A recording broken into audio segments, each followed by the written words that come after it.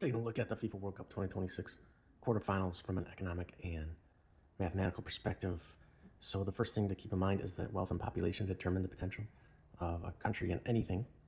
Again, it determines the potential, not how good it is. However, the more potential a country has, the easier it is for them to be good at something, and this includes sports. It could be anything, technology, manufacturing, anything in between, but sports isn't included. It all requires economics. So basically, the more wealth and population you have, the easier it is for you to be good at something, whatever you're trying to do. In the US and a few other countries, the school systems are attached to a lot of youth and development sports. It shouldn't be like that, but that's the way it is. And that's another topic.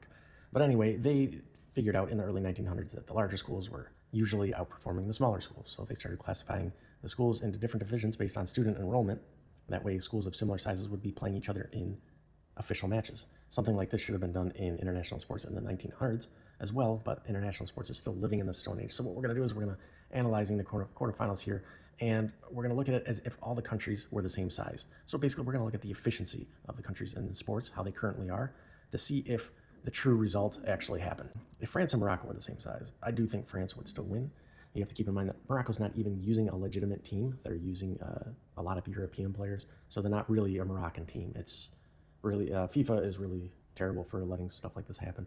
But really, ideally, if you have a team, doesn't matter if it's representing a city, state, other admin zone, or province, it doesn't matter. 75% or more of the players should be born or raised in the region they are representing. So Morocco is completely illegitimate, and even if they had a legitimate team, I think it's pretty obvious that France is more, at least currently, is more efficient in soccer. So they rightfully went through.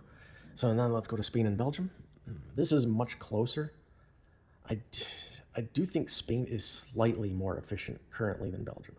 It's definitely a close one, and that doesn't make me right, but if I would have to pick one, I would say Spain is slightly more efficient. So again, we're looking at as if Spain and Belgium were the same size in economics, because Spain obviously has an advantage there. So I would say yes, Spain is slightly more efficient, so they rightfully went through. And then we're going to look at Norway versus England.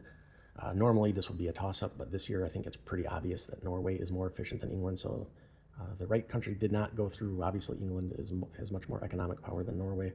Really, Norway deserved to go through and England did not, from that perspective. And Argentina and Switzerland, again, these countries are actually have about the same economic power. So with that in mind, Argentina is obviously more efficient and rightfully went through. So in the quarterfinals, actually 3 of the 4 countries rightfully went through.